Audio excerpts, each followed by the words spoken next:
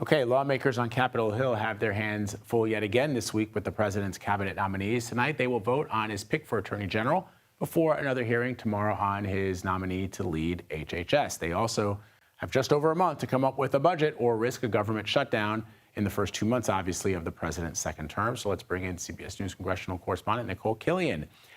So, Nikole, what are you hearing ahead of tonight's vote on Pam Bondi, who's the president's pick for attorney general?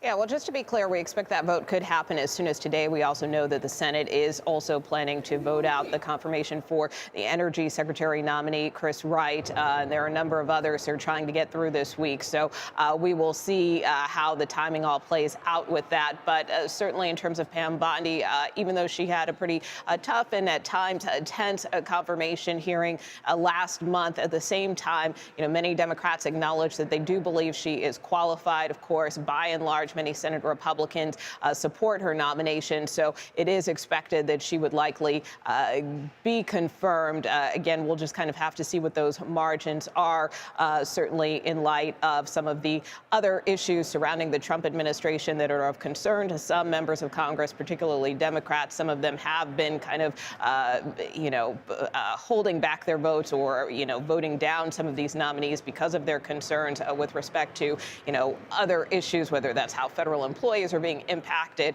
whether or not, when we saw that funding freeze last week. So whether or not we see kind of that dynamic at play with some of these confirmation votes remains to be seen. But still, we expect Bondi to get through relatively easily.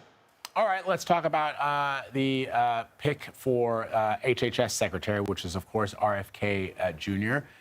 What are we expecting this week? Anything to what we saw last week during his initial confirmation hearings?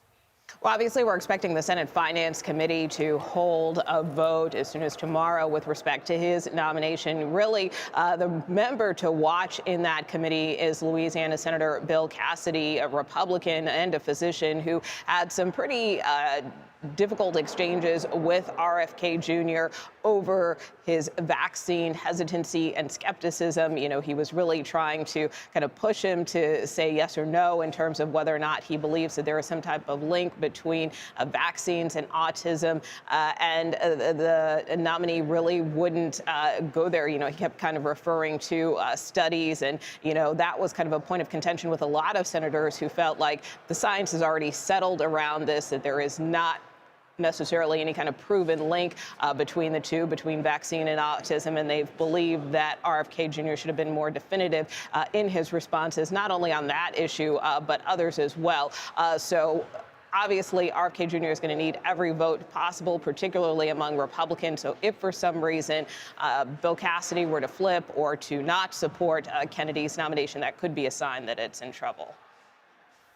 All right, Nikole Killion for us on the Hill. Thank you, Nikole. You bet.